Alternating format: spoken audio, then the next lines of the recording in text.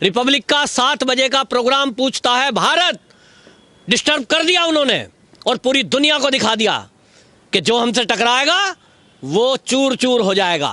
ये बात अलग है कि चूर चूर ना अर्नब हुआ, ना उसके इरादे, ना ऐसे पत्रकारों के इरादे। लेकिन ये पूरे देश से मैं पूछता हूं अब इस चैनल के माध्यम से कि ये पूछता है भारत, क्या इस देश में ईमानदारी की सजा ईमानदार और देशभक्त लोगों को इसी तरह मिलती रहेगी और कानून आंख पे पट्टी बांध के मौन रहेगा? क्या केंद्र सरकारें कुछ नहीं कर सकती ऐसे राज्यों के खिलाफ कि जो राज्य इस तरह की अंधेरगर्दी करते रहेंगे?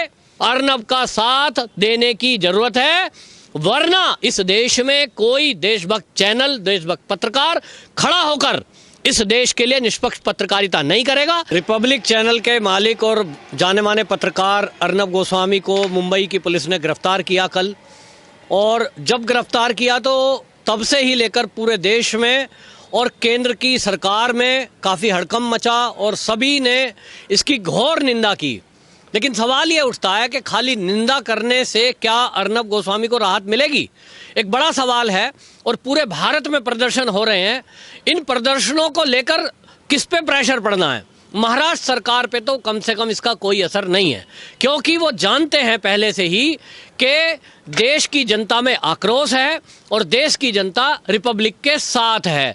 टीआरपी में जो चैनल नंबर 1 आ गया हो, वो टीआरपी ही चैनल की बताती है कि लोकप्रियता उसकी अचानक इतनी बढ़ गई है कि देश के लोग नंबर 1 उसको चाहने लगे हैं।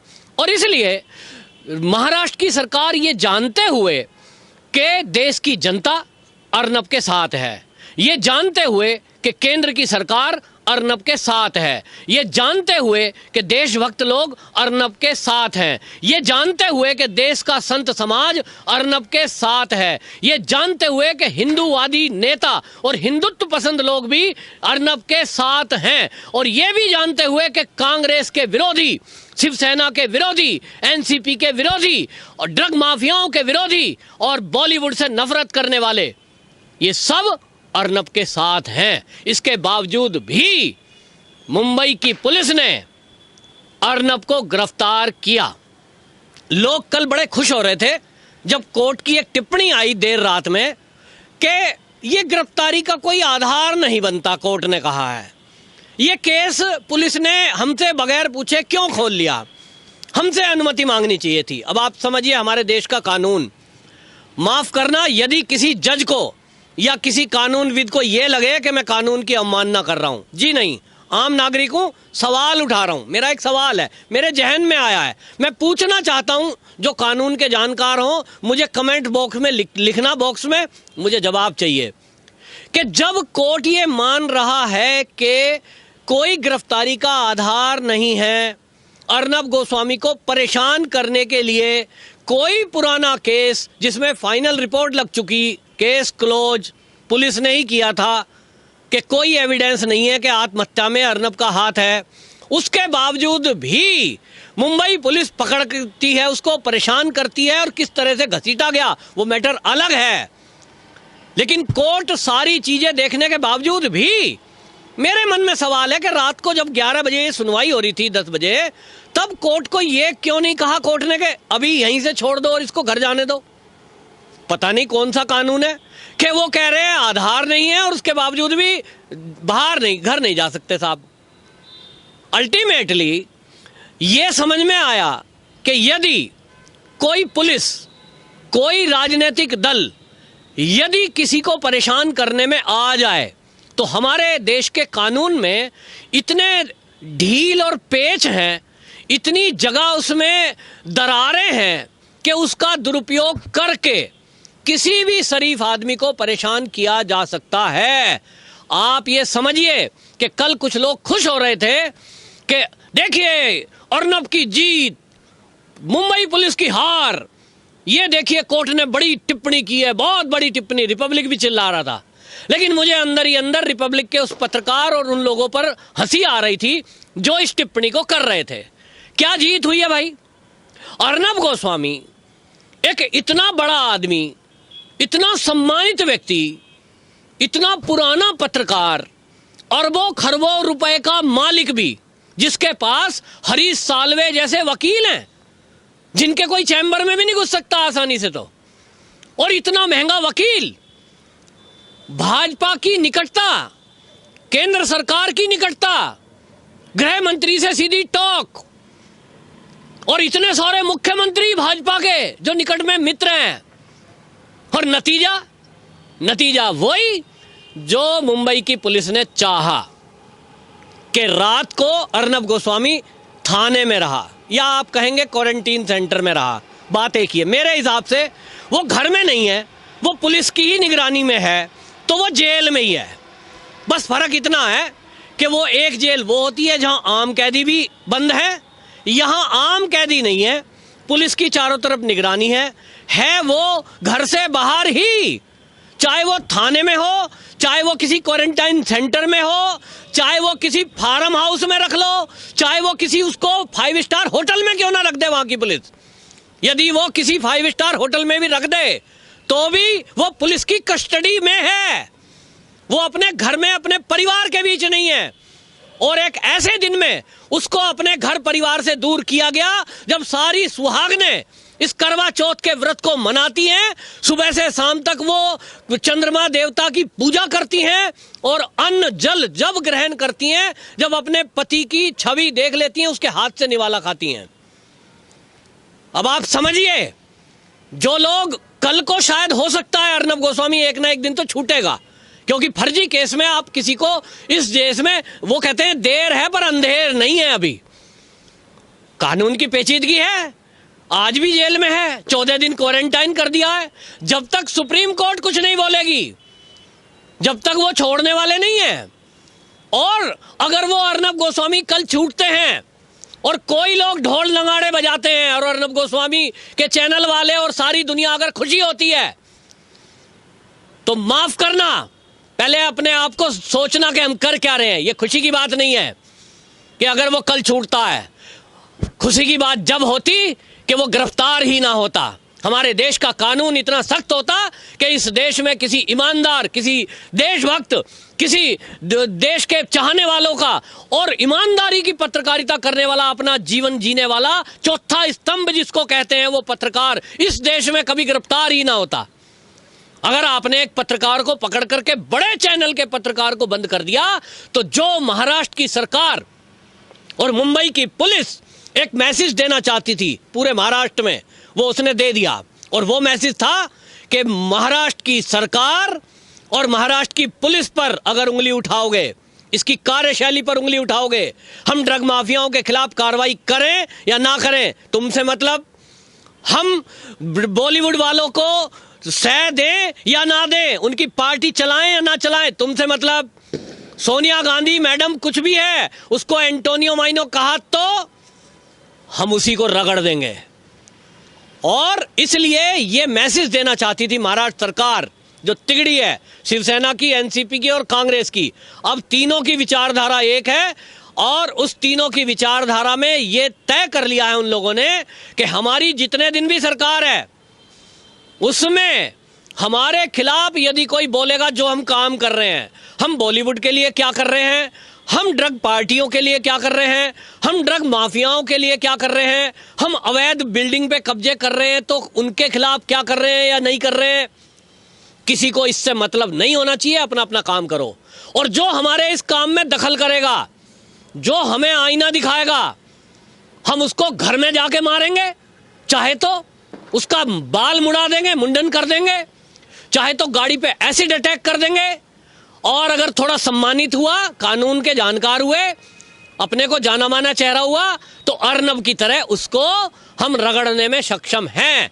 अब आप समझिए कि जिसकी प्रधानमंत्री, देश के गृह मंत्री, केंद्रीय मंत्रियों से सीधी बातचीत होती हो, जो एक एक्स आर्मी मैन का बेटा हो, जिसके लिए सारे मिलिट्री के बड़े बड़े जनरल, कर्नल, रिटायर और मौजूदा भी पूरे आक्रोशित हैं, हम अर्नब तेरे साथ हैं।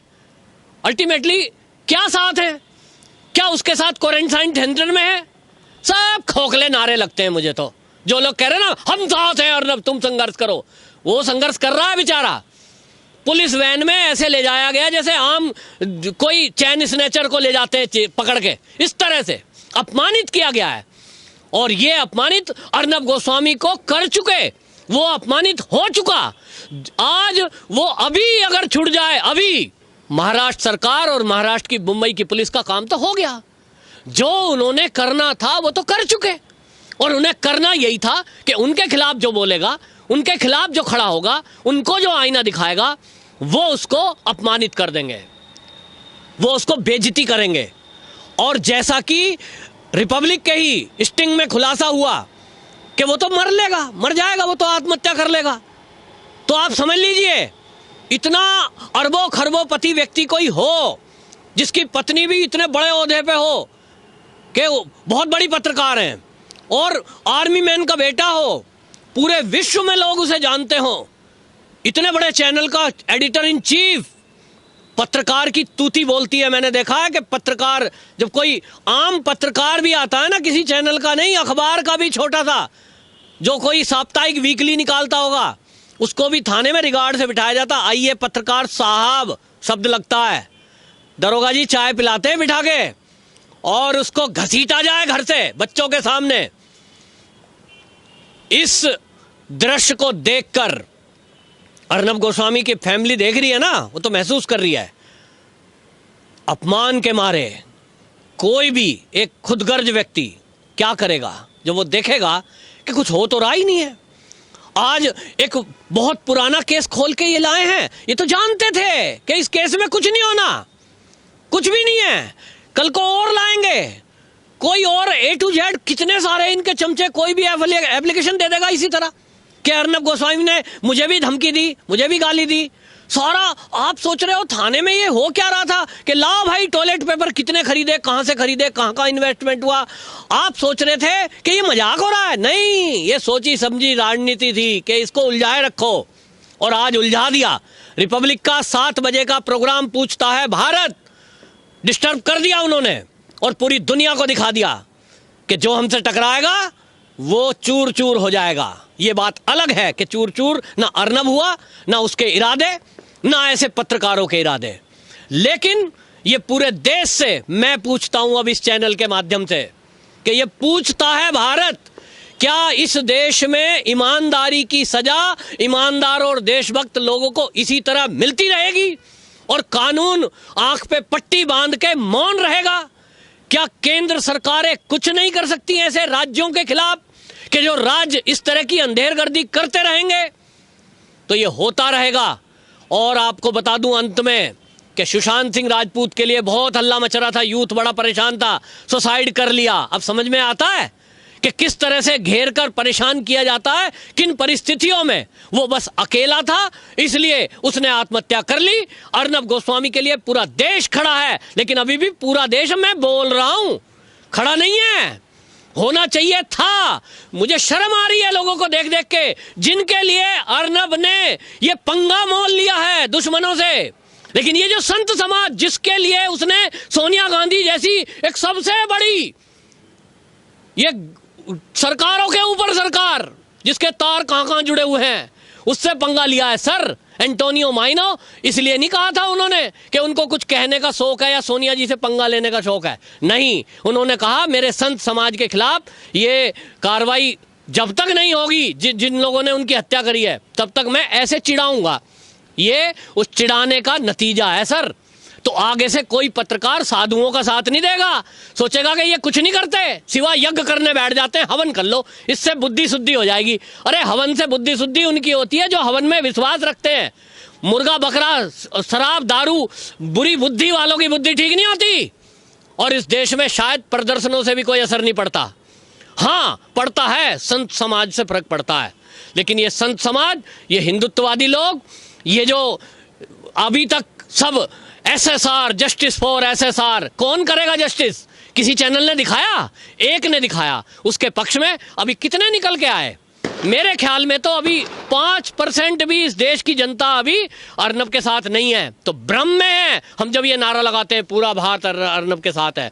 अर्नब का साथ देने की जरूरत है, वरना इस देश में कोई देशभक्त चैनल, देशभक्त पत्रकार खड़ा होकर इस देश के लिए निष्पक्ष पत्रकारिता नहीं करेगा। सबको ऐड चाहिए, सबको पैसा चाहिए, सबको अपनी जान प्यारी है, सबको अपना परिवार अच्छा लगता है। मजे से बैठकर अर्नब गोस्वामी भी कल रात को कॉफी पी रहा होता, बीबी के साथ खाना खा रहा होता, करवा चौथ मना रहा होता।